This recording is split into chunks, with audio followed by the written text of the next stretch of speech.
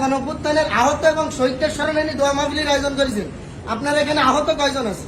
এখানে সব চোর বাটপাট দিয়ে বইরে রয়েছেন, একটাও আন্দোলনের মধ্যে কোনো কিছু ছিল না। তাদেরকে দিয়ে আপনি এখানে কি করতেছেন? দোয়া মাহফিল করেন কিভাবে?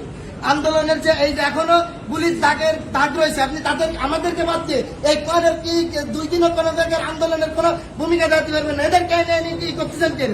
আপনার আন্দোলনের স্টেক হোল্ডার কারা ছিল? এরাই 2-3 জন আন্দোলনের স্টেক হোল্ডার ছিল আপনাদের। যত দেশের সহায় পাটপাট একটা গ্রুপ নিয়ে আপনি আন্দোলন করতেন। আন্দোলনের মধ্যে যে সমন্বয় গ্রুপ ছিল তাদের কারে কইছেন আপনি? এনে শুধুমাত্র আপনি 2-3 জন নিয়ে বসে বসে করতেছেন। আপনি কাদেরকে নিয়ে এসে কি করতেছেন? আপনি একটা গ্রুপ নিয়ে তুমি তোমার সাথে কথা পরে বলছি, তুমি বসো। এনে কাদেরকে নিয়ে আপনি করতেছেন? আপনার এইটা কিছু আপনি এখানে রাত ভাই একটাকে বললেন যে আমরা কোনো বৈষম্য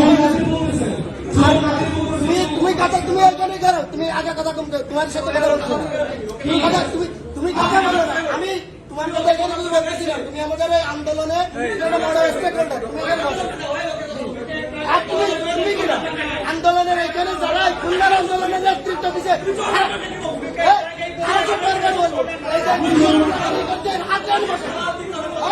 এই যে চাপা মারি দেবো হাতে বসেছে